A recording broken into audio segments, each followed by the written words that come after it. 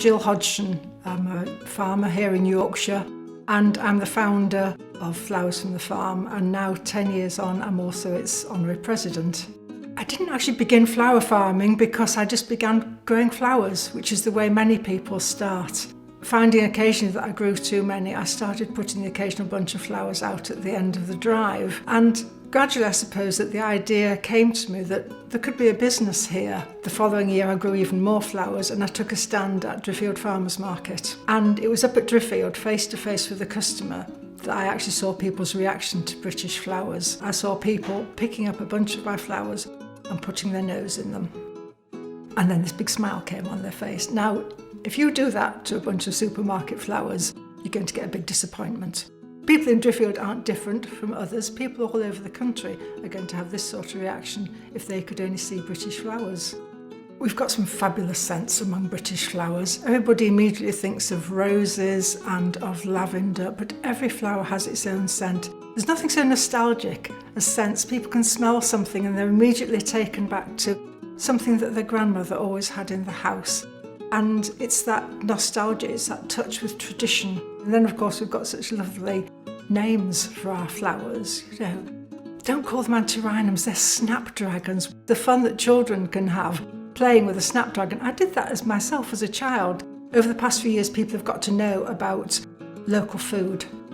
They've started to want to know about the provenance, where their things come from, and realise that it's important. Flowers that have travelled 5,000 miles from South America, they're still beautiful, but they've got a very big carbon footprint, and that surely a flower that's grown 10, 20 miles down the road has got to be so much better. People are looking for this now, and they're much more aware of where they're buying things from.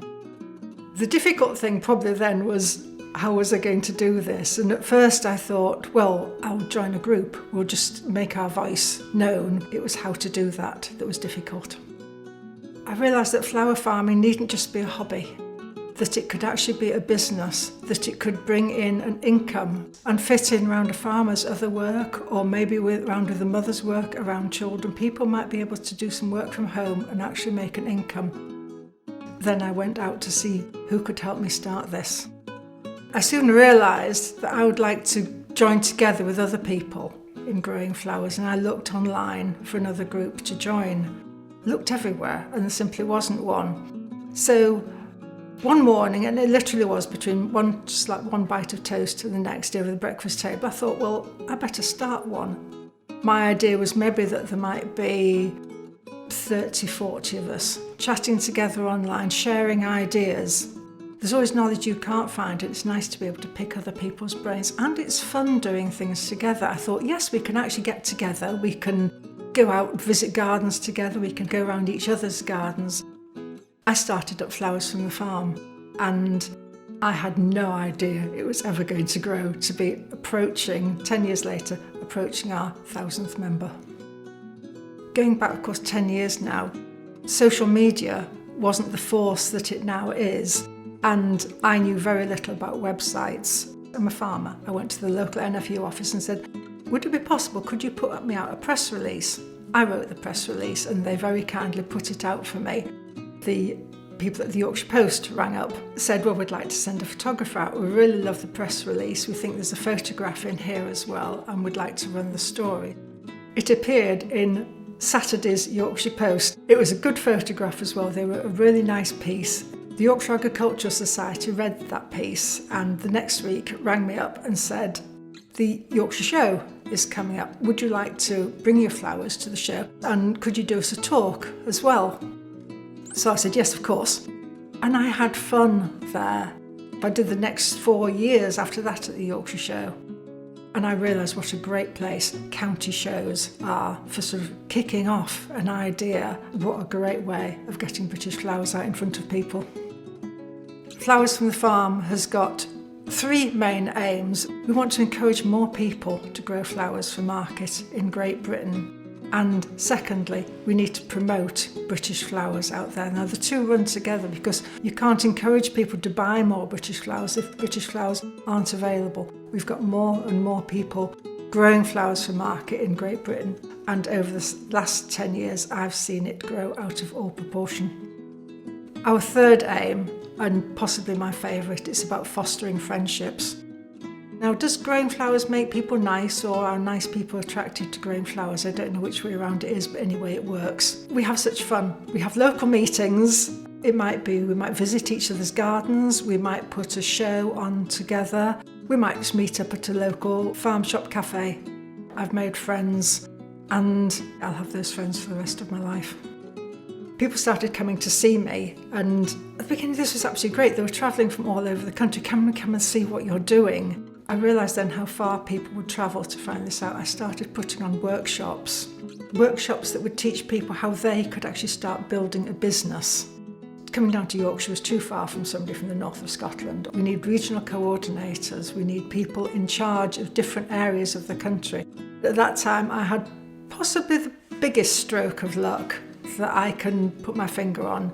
I knew nothing at all about websites. 10 years on, I still know very little. Somebody mentioned to me a wonderful man called Chris Smith. I went to see him. That man's patience was absolutely wonderful. He runs the website still, 10 years on. We wouldn't have got past the first 2 years without Chris Smith, so great thanks are due to him. Flowers from the Farm was probably about 3 years old when we organised our first national conference.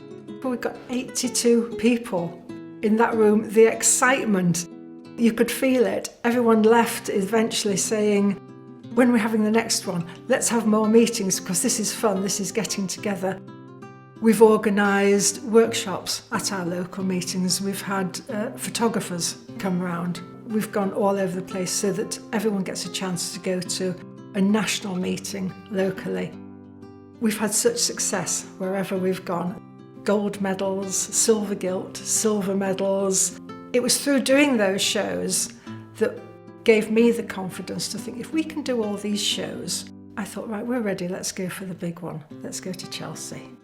I drew a design and I sent it in to Chelsea together with a spec of what I hoped that we would do. I just got the letter to say, yeah, you've been accepted, we go with all your ideas, we'd like you to do exactly this. And then of course I had to tell the committee.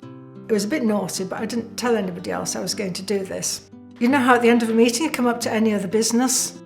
I had to say, well actually I have got a small thing that I sort of need to confess to. I've put us down for Chelsea and we're going in May. The most challenging thing was this was going to be built from all British flowers, all grown by our members. On the day we had 96 different growers. Somebody took them to their neighbour took the flowers to the next neighbour, who eventually joined a little hub, who then took them to the next big hub. They were picked on the Friday, sorted out on the Saturday, arranged on the Sunday, and on the Monday they got judged. Those flowers were absolutely fantastic.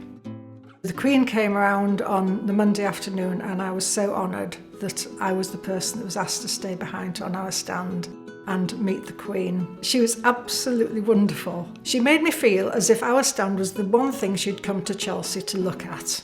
And I was delighted and proud to show her around it. At the time I couldn't boast to her that we'd won a gold medal because we didn't find that out till the next morning. But certainly showing her the product of what all our members had sent down to Chelsea and a small team had put together was one of the highlights of my life. Flowers from the Farm is reaching its 10th anniversary this year, and at the same time we're getting on towards 1,000 members. I could never have thought it would reach anything like this. They put in so much. They're the people that have made it grow. They've come from work in industry, they've come from teaching, they've come from the NHS, they've held high-flown positions, but they've got to a state in their career when they want something a bit different. We've got a diversity group now that have recognised how difficult it is for them to grow into something that really depends on you having to access to some land. So Flowers from the Farm, through this group, has set up a scholarship. More things like this will happen over the next 10 years. We set up Flower Farmers Big Weekend. Last year, sadly, it had to go virtual, but it was still a great event. There's some wonderful videos that you can look up about that. For those that find flower farming is for them, it's a wonderful career. It might be a second, it might even be a third career. I was in my middle 50s when I first had the idea of starting Flowers on the Farm, so never ever think that it's too late for you to have a change as well and make a great success of it.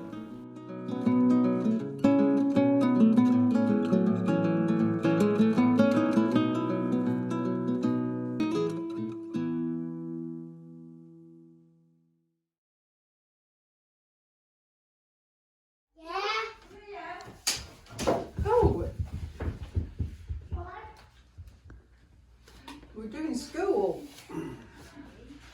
Do you think you could both take this to Granny? Take it to Granny.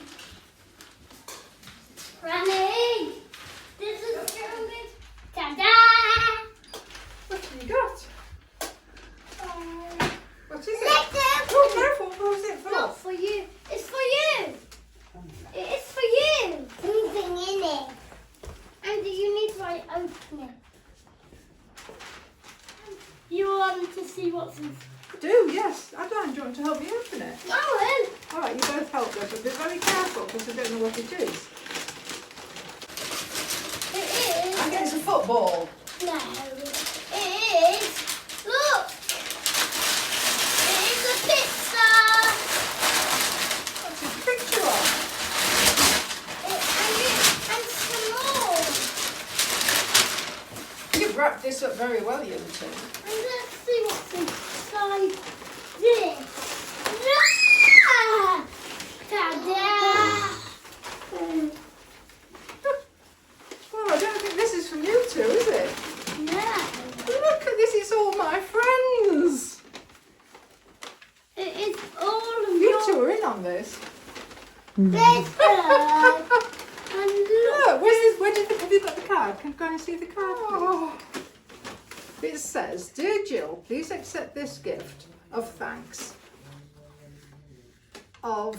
This lady's writing isn't very good, is it? Of thanks from Flowers from the Farm to mark the 10th anniversary of you founding this wonderful organisation. Thank you from 1,000 people.